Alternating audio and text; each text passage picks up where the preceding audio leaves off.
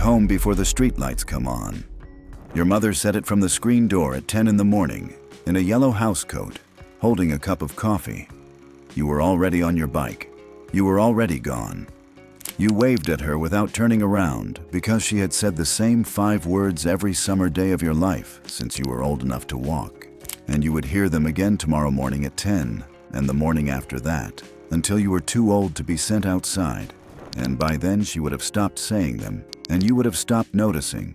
And one day you would be 53 years old standing in a kitchen in 2026 and you would suddenly hear those exact 5 words in her exact voice. And you would have to sit down on the floor for a minute. The 1970s American summer was a specific kind of season. It was hot. It was long. It was lawless. Children disappeared into neighborhoods at 10 a.m. and reappeared at 6 for dinner and disappeared again until the streetlights came on. And the parents had no idea where they were, and nobody worried. The summer ran on its own internal clock.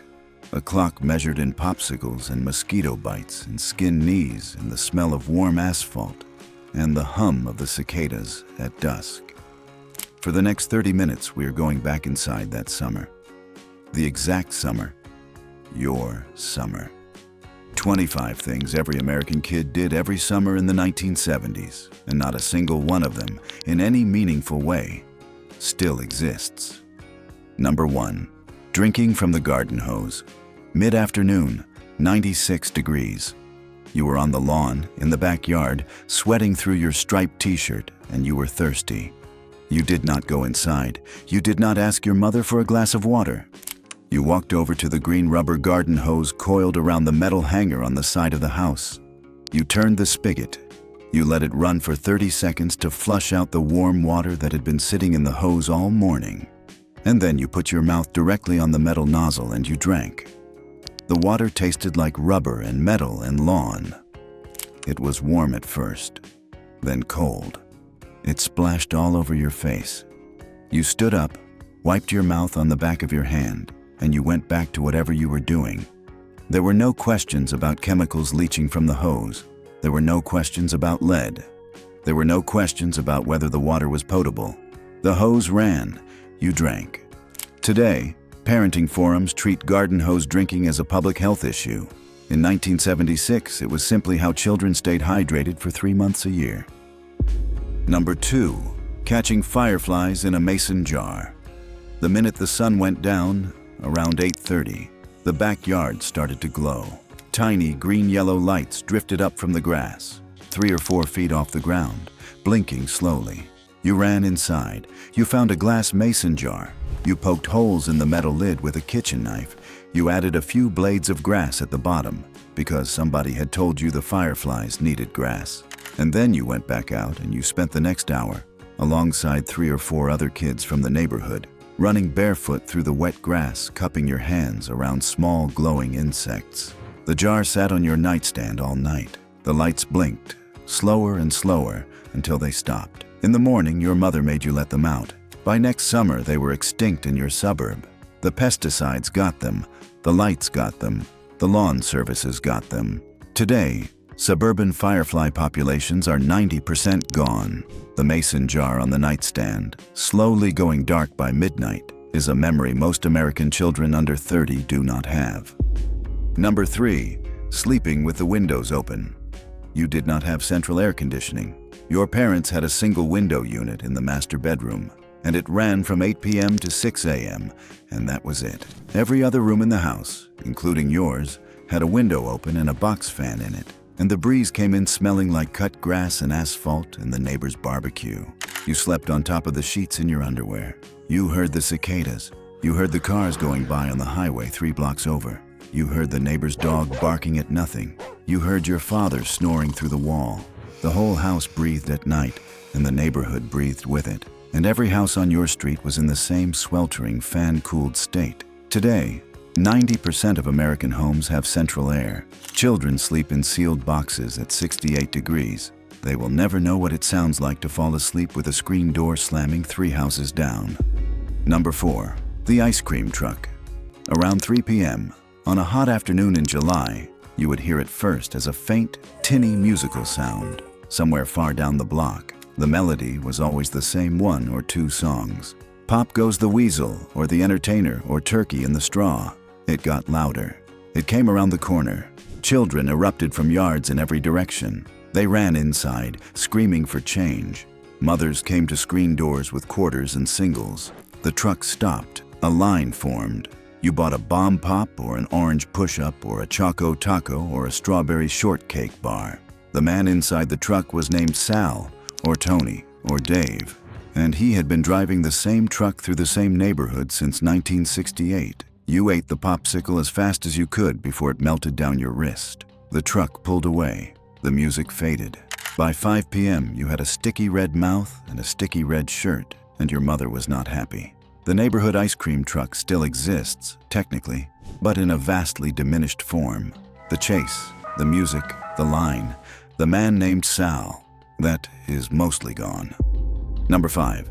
Running through the sprinkler in your underwear. Your father set up the sprinkler on the front lawn at noon to water the grass. The sprinkler was an oscillating green metal arm that swept back and forth, throwing arcs of water across the yard. Within 4 minutes, every kid on the block had stripped down to their underwear and was running through it, screaming, jumping, falling, sliding on the wet grass. Your mother brought out one towel for the 4 of you to share.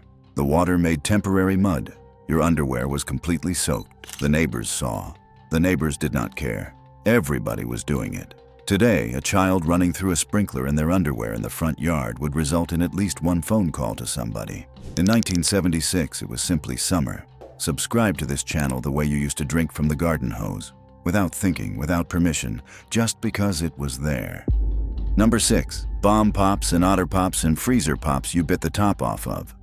The orange and cherry and blue raspberry bomb pop was the king of the American summer popsicle, but the household real workhorse was the freezer pop, those long, thin plastic tubes filled with colored sugar water that came in a box of 100 for $2 at the grocery store. Your mother kept them in the chest freezer in the garage. You would walk in, dripping wet from the sprinkler, grab one, snip the top off with the kitchen scissors, and squeeze the frozen sugar tube into your mouth like a syringe. The favorites were the red one, the orange one, and the blue one. The green one was always last. The yellow one was suspect. You went through 6 of them on a hot afternoon.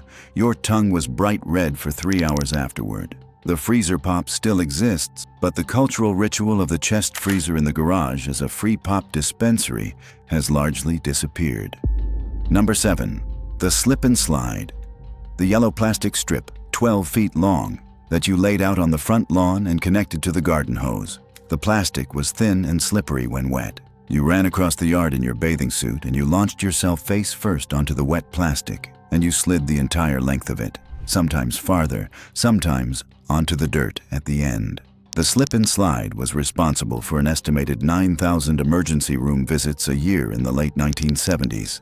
It was sold at every Kmart and Sears in America. Children flew off the end into trees, broke wrists, hit fences, tore ligaments. They went back the next day for another go.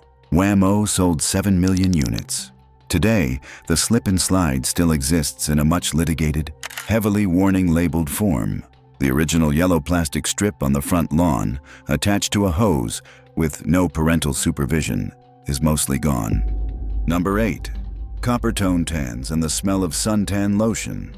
Sunscreen with SPF protection above 4 was barely a thing in 1976. What existed was Coppertone tanning oil, a pinkish-orange viscous lotion that smelled like coconut and gasoline, which your mother slathered on your shoulders before sending you out.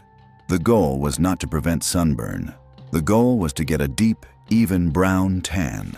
The Coppertone ad showed a little girl with a Cocker Spaniel pulling down her bathing suit bottom to reveal a stripe of pale skin. That image was on every billboard in America. You came back inside at the end of the day with skin the color of a Thanksgiving turkey, peeling in 3 days, your nose specifically blistered. Skin cancer rates among Americans born between 1955 and 1975 are now significantly elevated.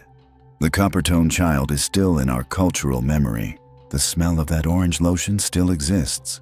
The summer it described does not. Number 9. Riding your Schwinn until the chain came off.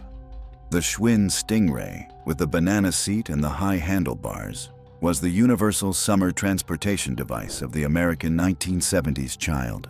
You rode it everywhere. You rode it for miles. You rode it without a helmet. You rode it on the road. You rode it through traffic. You rode it down hills you should not have ridden it down. And inevitably, halfway through the summer, the chain came off. You flipped the bike upside down on the sidewalk in front of your house. You spent 45 minutes with greasy hands, working the chain back onto the gear. You got grease on your shorts. Your mother yelled at you about the grease. You went back out. The Schwinn Stingray is now a collector's item that sells for $900. The summer of fixing your own chain, alone, on the sidewalk, with grease up to your elbows, is gone. Number 10. Lemonade stands. Saturday morning, you and your sister set up a card table at the end of the driveway with a hand-painted sign that said, "Lemonade, 25 cents." The pitcher was full of country time mix made from a powder, plus extra sugar. You used Dixie cups. You stood there for 3 hours. 8 cars went by. 3 of them stopped. One was your aunt, who paid you $1 and refused change. By 2 p.m., you had made $1.75 and you were sunburned and the lemonade had gotten warm. You closed the stand. Your father drank the rest of the pitcher. The lemonade stand still happens today in some neighborhoods. But the assumption that it would happen, that of course you would set one up, of course strangers would stop, of course they would have a quarter, that whole social contract has eroded. Number 11. The neighborhood baseball game that lasted 4 hours. There was always a kid in the neighborhood with a vacant lot or a big yard. You all gathered there at noon, 8 or 9 kids of varying ages, with 1 bat, 1 ball, 3 or 4 gloves, shared between everyone. And you played until somebody's mother yelled across 3 yards that dinner was ready. The bases were a tree, a paper plate weighted with a rock, a t-shirt, and a fence post. The rules were invented as you went. There were no parents. There were no umpires. There was no coach. There were no innings. The score was kept by the oldest kid until everyone forgot what it was. When somebody hit the ball into the tall grass behind the lot, the whole game stopped while 7 kids walked through the weeds looking for it. If you couldn't find the ball, the game ended. Today, kids' baseball is organized through Little League.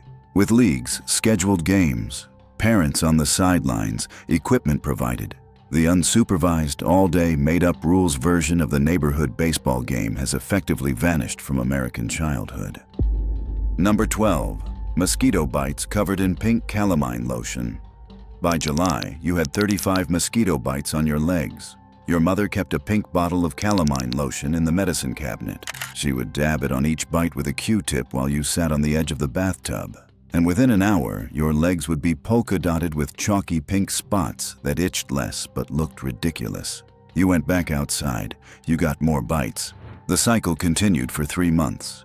Today, parents apply DEET-based repellents preventatively, and the bites are mostly avoided. The pink polka-dot leg, the bottle of calamine sitting on the bathroom counter, the slow circular dabs by a mother's hand. That is largely a memory. Number 13. Sunburn that peeled in sheets. By the 2nd week of August, your shoulders were dark brown, your nose was blistered, and the skin across your back was peeling off in surprisingly large translucent sheets. You sat in front of the bathroom mirror, peeled and pulled. Your sister did the unreachable parts of your back. The peeled skin went into the trash. Underneath was new pink skin that would also peel in 3 days. Children compared peelings. Whose was bigger? Whose came off in one piece? It was a summer competition. The sunburn peeling ritual, performed by an entire generation of unsunscreened American children, is something most younger Americans have no concept of. Number 14. Hide and seek that lasted until full dark. The yard behind the McGuire's house at the end of the block was the official hide-and-seek territory of the neighborhood. There were 8 bushes, 2 large maple trees, a tool shed, a station wagon, and a chicken coop. 12 kids played. The kid who was IT counted to 100 while everybody scattered. The hiding was serious. Some kids climbed the maple trees. Some kids lay flat against the side of the shed. Some kids hid inside the chicken coop. The game lasted until the sky was completely dark. And even then it kept going, with kids whispering across the yard, finding each other by the sound of breathing. At 9:15 p.m., Somebody's mother yelled across 2 yards that it was time to come home, and the game ended, and you all walked home through the dark without flashlights or fear. Today, kids playing hide-and-seek in a stranger's yard at 9:15 p.m. would result in police involvement. In 1976, it was Tuesday. Number 15. Coming home covered in dirt and not getting in trouble.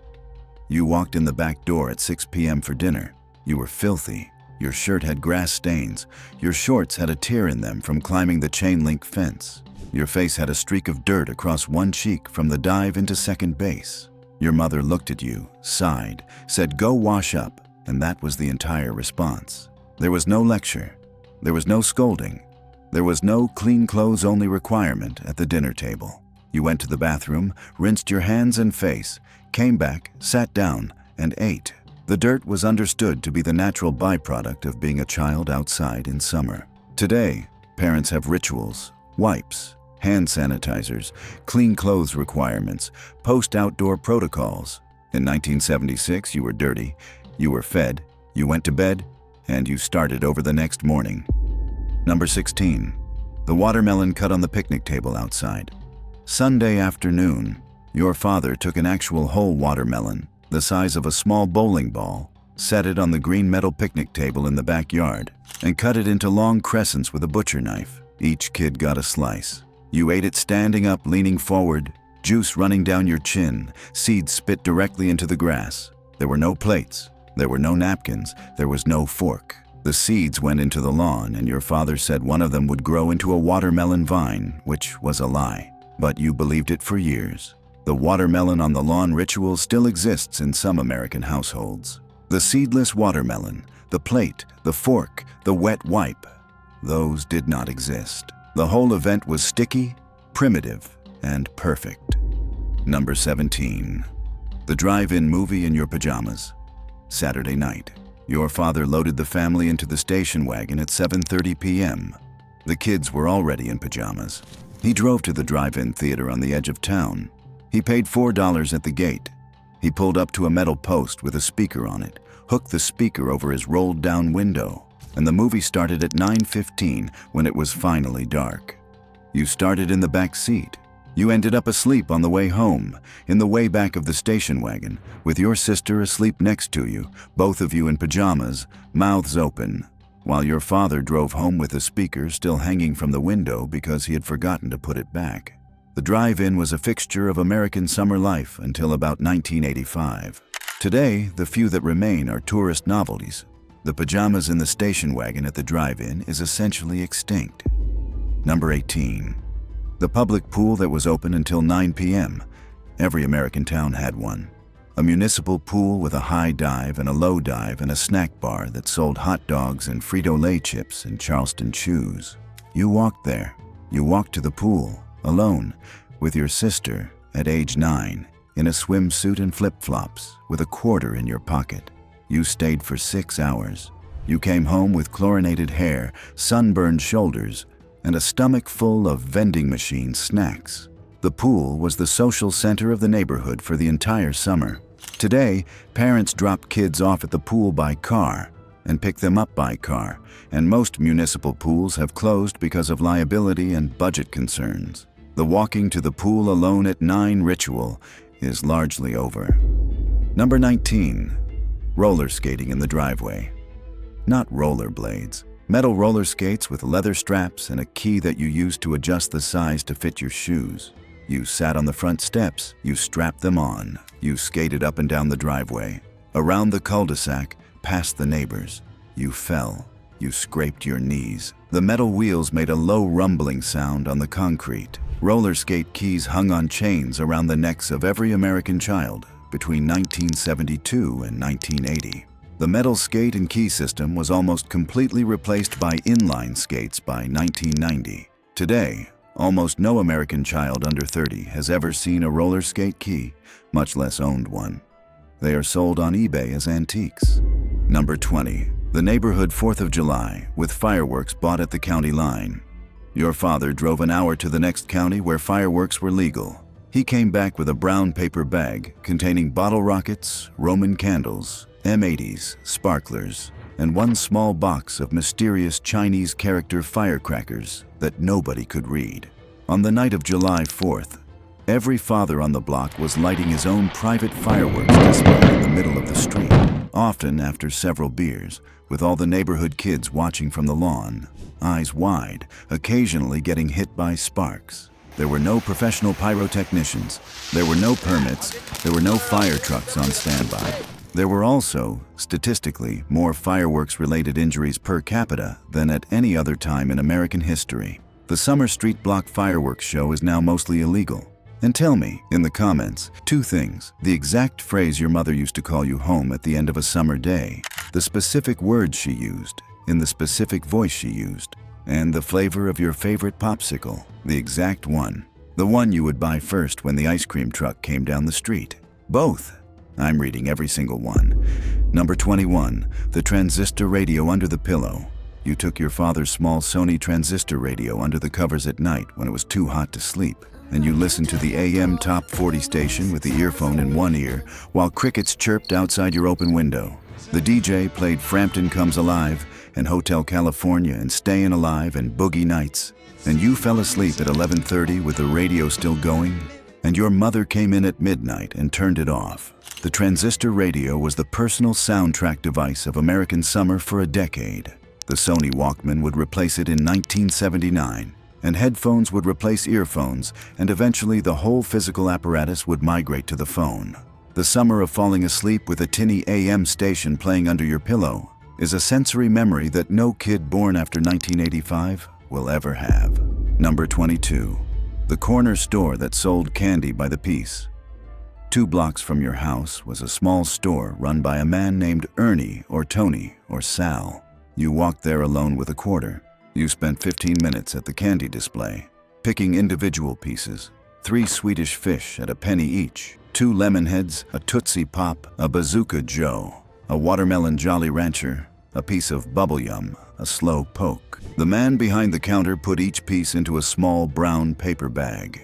You walked home eating it. The corner candy store with the penny candy display in glass jars has been replaced by 7-Eleven and gas station mini-marts. The penny candy itself is mostly extinct. The whole social transaction, a kid alone at a counter buying 10 pieces of candy by hand, has effectively ended. Number 23. Sleeping at a friend's house with no plan and no permission. You were at Tommy's house at 4 p.m., playing pickle in the front yard. By 6, you were eating dinner with Tommy's family because Tommy's mother had set an extra plate without anybody asking her. By 8, you were watching the Carol Burnett show in their den. By 9, Tommy's mother said, "Do you want to sleep over?" You called your mother on the rotary phone in the kitchen. Your mother said, "Fine, be home by 10 in the morning." You did not have a toothbrush. You did not have pajamas. You wore one of Tommy's t-shirts to sleep in. You slept in a sleeping bag on his bedroom floor. There was no scheduling. There was no parent-to-parent text confirmation. The sleepover happened because it happened. Today, sleepovers are scheduled 3 weeks in advance with packing lists, contact sheets, and dietary information. Right here. The spontaneous, unwashed, no toothbrush summer sleepover is gone. Number 24. Getting sent to bed at 9 and lying awake until 11 because it was still light out.